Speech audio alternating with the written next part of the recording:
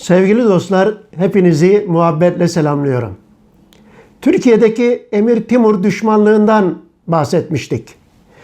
Bu konuda Emir Timur'la ilgili bir de kitap yazdım. Özellikle bu kitabım çıktıktan sonra çok kıymetli Kadir Mısıroğlu Bey bendenize epeyce hakaretlerde de bulunarak uzun böyle Timur hakkında açıklamalarda bulundu. Ve Timur'u dünyada en melun, en ahlaksız, en zalim adam olarak tanıttı.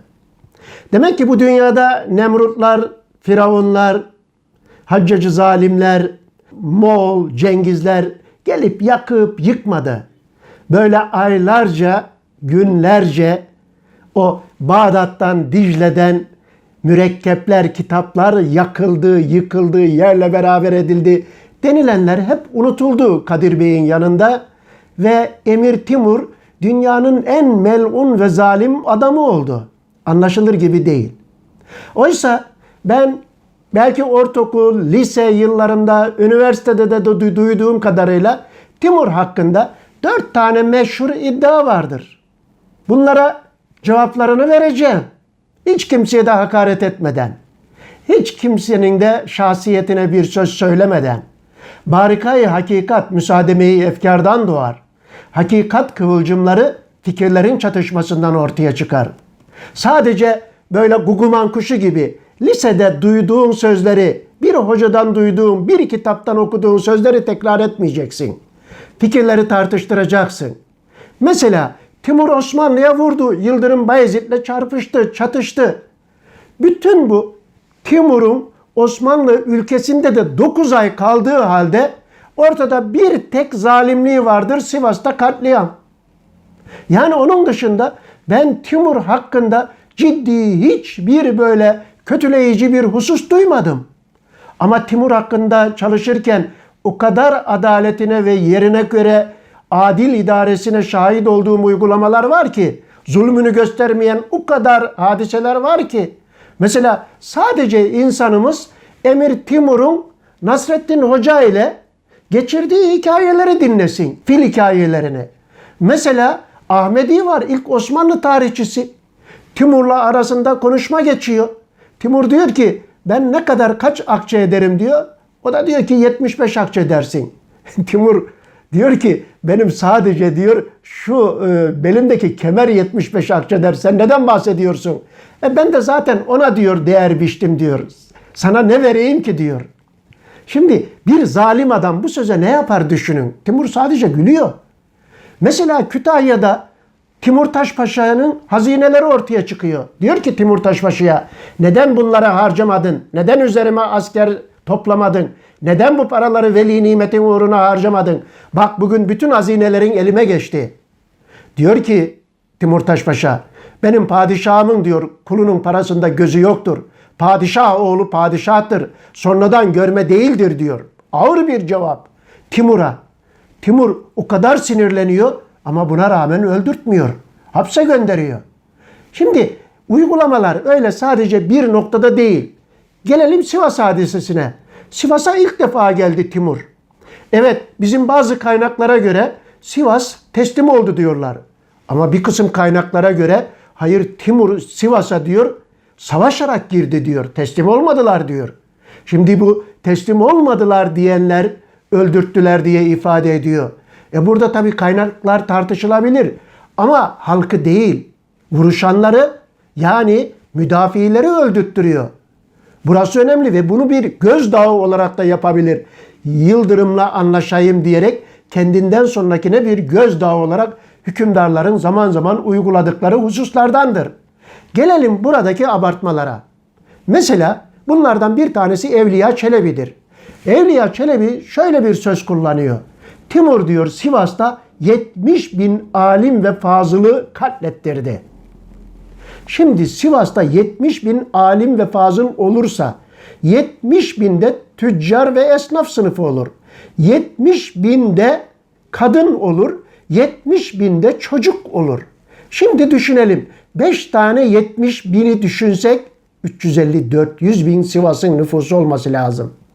Halbuki bendeniz 1455 yıllarında Amasya, Tokat, Sivas vilayetlerinin nüfusları üzerinde de çalışmış birisiyim.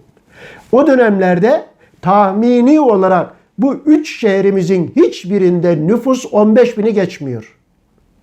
Ki Tokat 13 binken Sivas'ın nüfusu 7 bin civarında. Nerede 350 bin, 400 bin? Bunların tamamı abartı olan hususlar. Şimdi buradan hareketle biz şayet Evliya Çelebi'den gidersek Timur'a ne dememiz lazım? Burada şöyle bir söz de söylemek istiyorum. Vallahi yılan her yerde yılandır, akrep her yerde akreptir, zalim her yerde zalimdir. Aynı Timur daha sonra Yıldırım Bayezid'i Ankara Savaşı'nda bozgunu uğrattı, bütün Anadolu'ya hakim oldu. Neden başka yerlerde bu zulmünü göstermedi? Neden Anadolu'nun diğer yerlerinde yerle beraber etmedi her tarafı? Hatta yine bir misal, Bursa'yı aldıklarında orada Şemseddin Fenari'yi, El Cezeri'yi, Emir Sultan'ı Timur'un huzuruna götürdüler. Timur onlarla sohbet etti ve onları Semerkand'a götürmek istedi. El Cezeri'yi kabul etti. Ama hem Emir Sultan hem de Molla Fenari bunu reddettiler, kabul etmediler. Biz burada kalıp hizmet edeceğiz dediler. Timur o esnada hakim, bütün her tarafı almış. Bunları alır doğrudan Semerkand'a götürebilirdi. Ama zerrece dokunmadı. Bakın bütün bunlar aslında bir fikir veren hususiyetlerdir.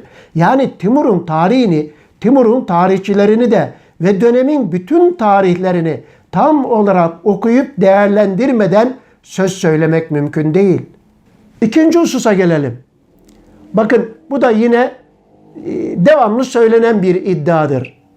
Timur Anadolu'da yıldırıma vurdu, Osmanlı'yı mahvetti. Kuzeyde de Altınordu Devleti'ne yani Toktamış'a vurdu ve Rusya'yı Rusya yaptı. Önce Toktamış'ı anlatalım. Toktamış kadar tarihte nankör bir adam az çıkar. Kendisi kendi ülkesinde mücadeleye atıldı. Mücadeleyi Urus Han'a karşı kaybetti, Timur'a sığındı.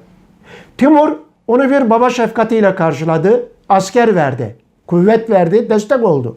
İkinci defa mücadeleye atıldı, kaybetti, yine Timur'a sığındı. Üçüncü defa mücadeleye atıldı, kaybetti, yine Timur'a sığındı.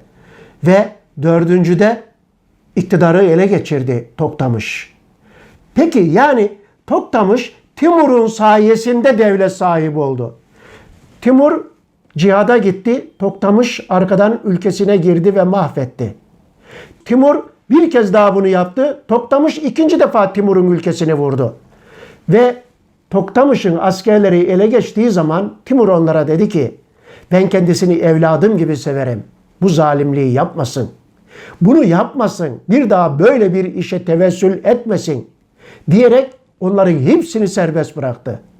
Ve Toktamış aynı zalimliği, aynı nankörlüğü bir kez daha işledi.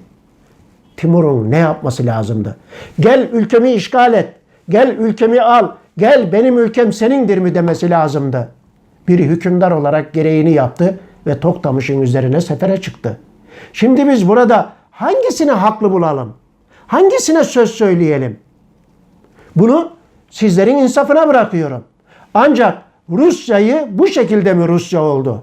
Rusya bunun üzerine mi Rusya oldu?